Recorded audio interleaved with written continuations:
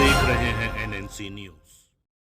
इंतखाबी bond funds के ताजा एदाद-ओ-शुमार मंजर आम पर बीजेपी को सबसे ज्यादा तकरीबन 7,000 करोड़ रुपये वसूल। इलेक्शन कमीशन ने इंतखाबी बॉन्ड्स के ताजा एदाद-ओ-शुमार मंजर आम पर लाए हैं, जिनसे पता चलता है कि सबसे ज्यादा बीजेपी को फंड्स वसूल हुए हैं, जिनकी मालियत तकरीबन 7,000 करोड़ रुपये है। बीजेपी 2018 में स्कीम के आगाज के बाद से सबसे ज्यादा रकम हासिल की है। इलेक्शन कमीशन ने इंतखाबी बॉन्ड्स के बारे में नया डेटा जारी कर दिया है। अरविंद केजरीवाल की दिल्ली जल बोर्ड मामले में आज तलबी आम आदमी पार्टी कन्वीनर और दिल्ली के चीफ मिनिस्टर अरविंद केजरीवाल को ईडी ने अब दिल्ली जल बोर्ड केस में पूछताछ के लिए पीर यानी 18 मार्च को तलब किया है। दिल्ली की वजीर आतिशी ने इतवार को दावा किया है कि एनफोर्समेंट डायरेक्टोरेट ने वजीर आला अरविंद केजरीवाल को 2 समन जारी किए हैं, एक मुबीना एक्साइज पॉलिसी घोटाले में और दूसरा दिल्ली जल बोर्ड से मुतालिक मामले में। दिल्ली जल बोर्ड केस में इन्हें 18 मार्च को तहकीकाती एजेंसी के सामने पेश होने को कहा गया है, जबकि एक्साइज पॉलिसी केस में इन्हें 21 मार्च को तलब किया गया है।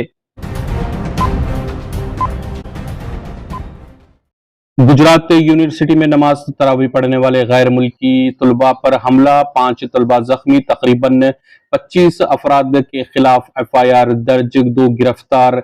गुजरात यूनिवर्सिटी अहमदाबाद में गैर मुल्की मुस्लिम तलबा पर हमला का मामला सामने आया है। यूनिवर्सिटी में जेर तालीम अफगानी और दीगर ममालिक के तलबा पर रात देर गए कुछ शर्फ पसंदों ने इस वक्त हमला कर दिया जब वो नमाज तरावी अदा कर रहे थे।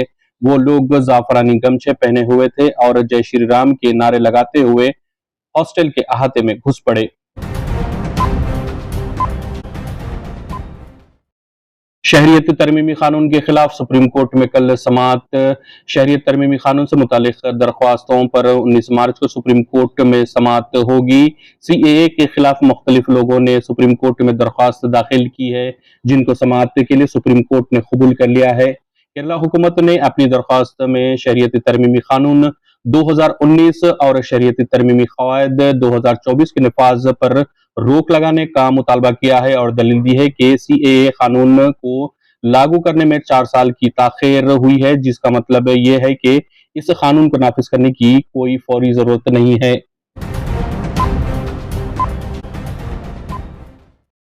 बादशाह की रूह, ईवीएम, सीबीआई और ईडी में राहुल गांधी। मुंबई में इंडिया इत्तेहाद के जलसयाम से कांग्रेस और दीगर अपोजिशन कायदीन का खिताब, मरकज पर तनकीद। राहुल गांधी की भारत जोड़ो न्याय यात्रा के इख्तिताम के मौके पर इतवार 17 मार्च को मुंबई में इंडिया इत्तेहाद के एक जलसे आम का इनेकाद किया गया, जिससे खिताब करते हुए राहुल गांधी ने वजीर आजम नरेंद्र मोदी को निशाना बनाते हुए कहा कि बादशाह की रूह ईवीएम, सीबीआई और ईडी और आईटी में है।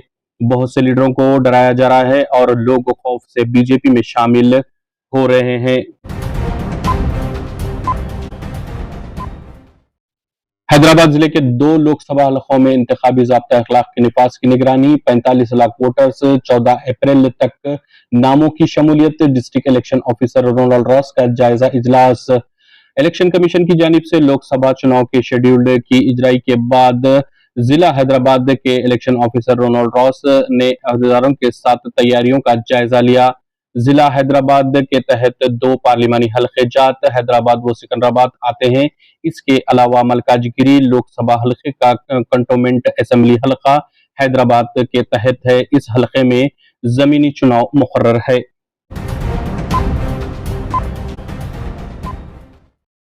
मुत्तनाज़ा फिल्म रजाकार की नुमाइश रोकने के लिए इलेक्शन कमीशन से नुमाइंदगी। चीफ इलेक्शन कमिश्नर को जी निरंजन का मकतूब। कांग्रेस पार्टी ने chief election commissioner Rajiv Kumar को मकतूब रवाना करते हुए तेलंगाना में मुत्तनाज़ा फिल्म रजाकार की नुमाइश पर पाबंदी आयद करने की दरख्वास्त की। नायब सदर प्रदेश कांग्रेस कमेटी और इलेक्शन कमीशन कोऑर्डिनेशन कमेटी के सदर नशीन जी निरंजन ने चीफ इलेक्शन कमिश्नर को मकतूब में कहा कि इंतखाबी ज़ाब्ता अखलाक के निफाज के बाद फिल्म रजाकार की नुमाइश ज़ाब्ता अखलाक की खिलाफ वर्जी है, क्योंकि इस फिल्म की नुमाइश से अवाम के दरमियान फिरका वाराना मुनाफिरत पैदा हो सकती है।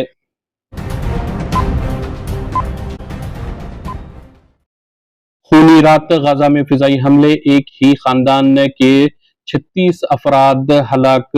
इजरायली बमबारी से बेघर होने वाला तबाई खानदान वस्ती गाजा में रमजान के पहले जुमे की रात को इकट्ठे खाना खाने के लिए जमा हुआ था, लेकिन ये मंजर जल्द ही एक कत्ले आम का मंजर पेश करने लगा। फ्रांसीसी खबर रसा इदारे AFP को जिंदा बच जाने वाले अफराद ने बताया कि इस इमारत पर फिजाई हमला हुआ, जिसमें तबाई खानदान मुकीम था और इनकी खवातीन सहरी की तैयारी कर रही थी। इस हमले में खानदान के 36 अफराद हलाक हुए। हमास के जेर हुक्मरानी गजा की वजारत सेहत ने भी 36 हलाकतें रिपोर्ट की हैं, जबकि इसने अल नुसरात में होने वाले इस फिजाई हमले का इल्जाम इजराइल पर आयत किया है।